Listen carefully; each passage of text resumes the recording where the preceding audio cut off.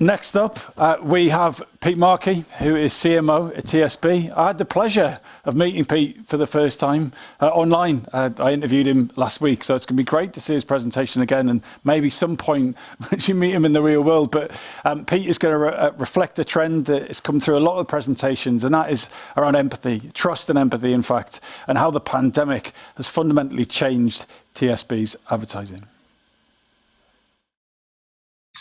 Great, hello.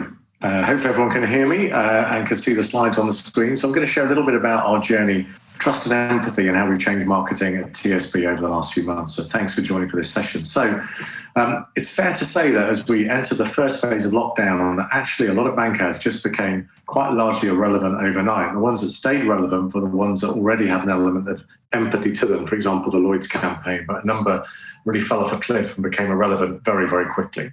So a change was needed. But actually what's been positive we've seen is as banks like ourselves adjusted and changed our messaging, became more empathetic, that actually was a really positive period, a real resurgence for bank advertising and positivity through this period. I'm just going to explain why and talk a bit more about TSB's journey through this period as well. So this is one ad we ran. So we ran a series of ads that we produced, filmed at home, trying not to use Zoom techniques. We sent professional cameras to people's homes. And actually, we produced ads that focused on our colleagues from TSB sharing about the service features and benefits that we offered. And we used social listening to determine the key messages to tell customers. So fraud protection, online servicing through TSB Smart Agent, online chat tool, and repayment holidays were the three main messages we chose, because those were the three main things customers were asking us on social media. So we built a campaign specifically to answer what we were being asked on our social channels.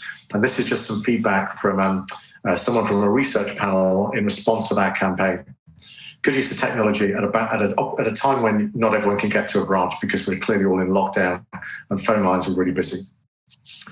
And actually, it wasn't just using broadcast communication. The need for channels of email, online, even direct mail were more important than ever. The need to provide a drumbeat of helpful, empathetic communication, identifying with valuable communication, things people really needed to hear about. If you cast your minds back to the start of lockdown, people being put on furlough, people were facing a difficult financial situation about mortgages, repayment holidays, businesses needing to borrow money in the form of bounce back loans.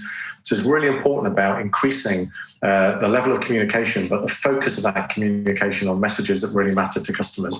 And again, you can see something here about fraud, and fraud was a big part of our messaging because fraud cases for the industry went up because unfortunately fraudsters targeted people on the back of COVID with specific COVID-related scams. So that was a really important theme as well.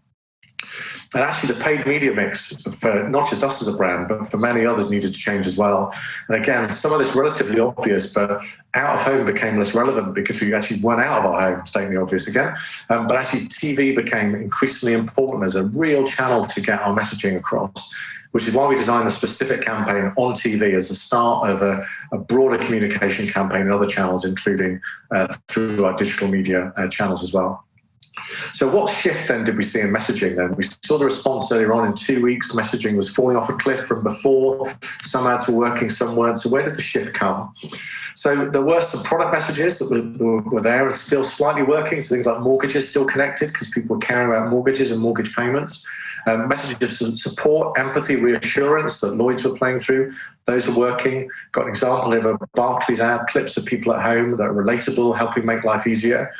So what we're seeing is a real shift towards messaging with real people, I guess addressing real problems, real challenges, real questions that people had, particularly as they faced that moment of first coming through and coming into lockdown.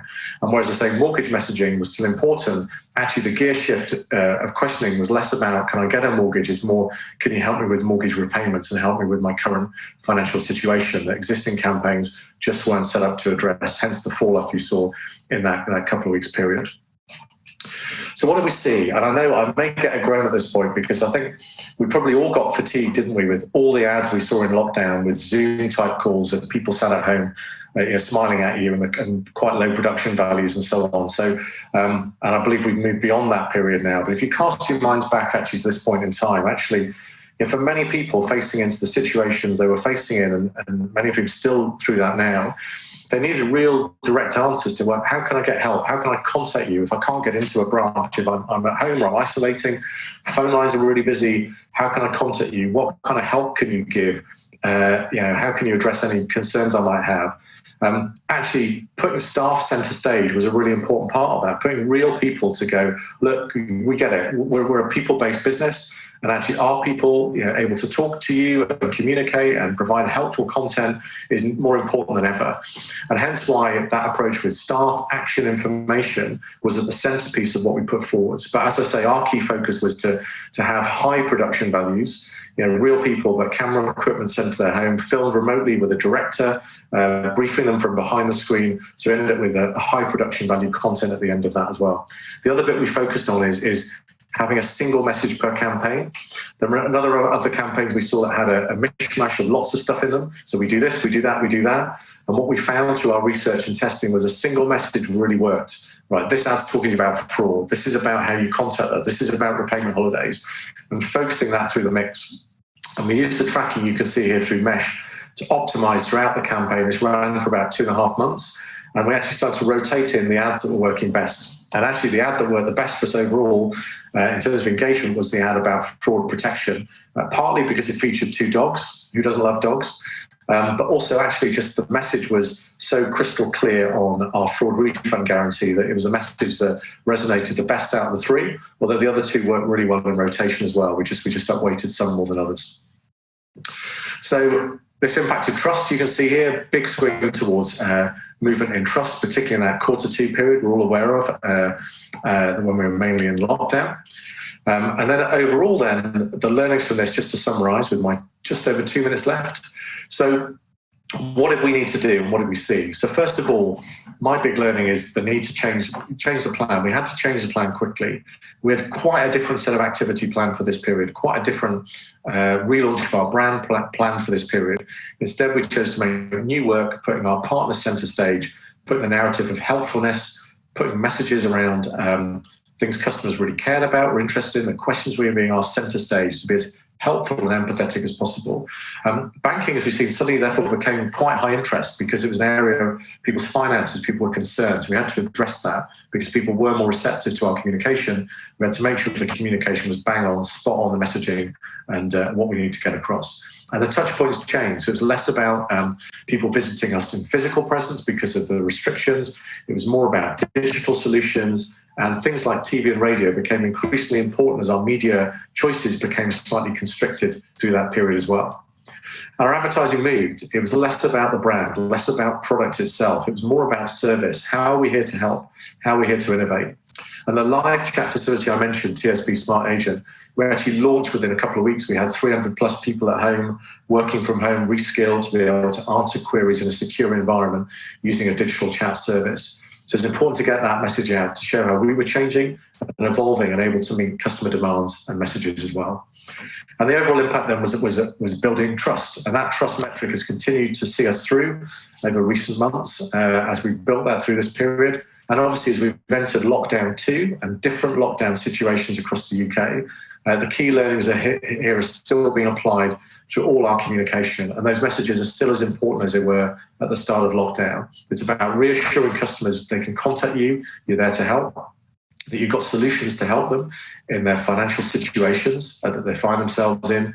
And importantly, if they get into difficulty on things like fraud, we're here to help. And the TSB fraud refund guarantee really helps there because we're the only bank in the UK that will refund someone if they're an innocent victim of fraud.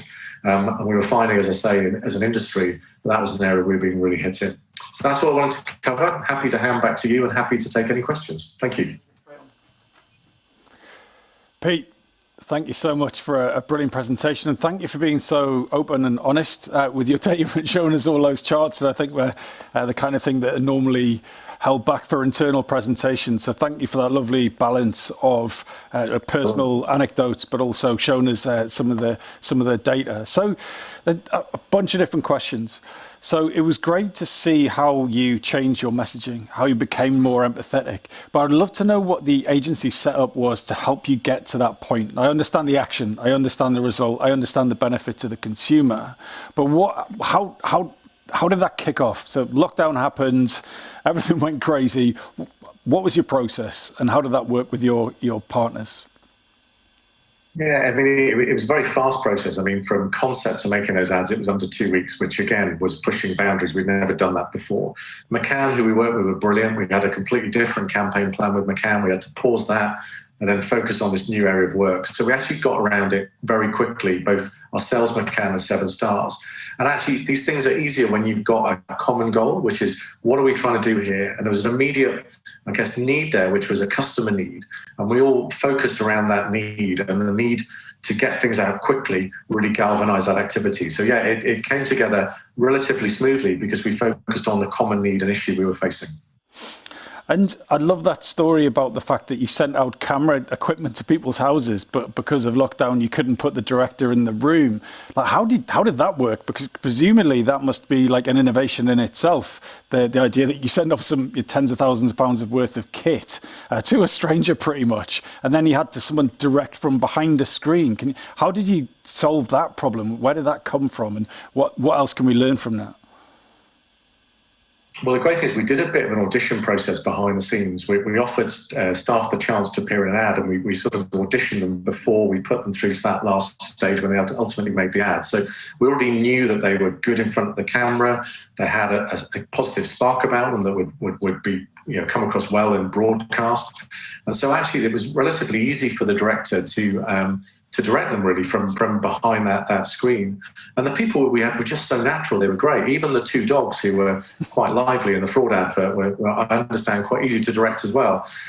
So I think particularly the upfront process really helped, I think, just the kind of pre-screening and being able to put the right people forward was really helpful to us as well. Pete, that was a fascinating insight, some brilliant work. Thank you so much.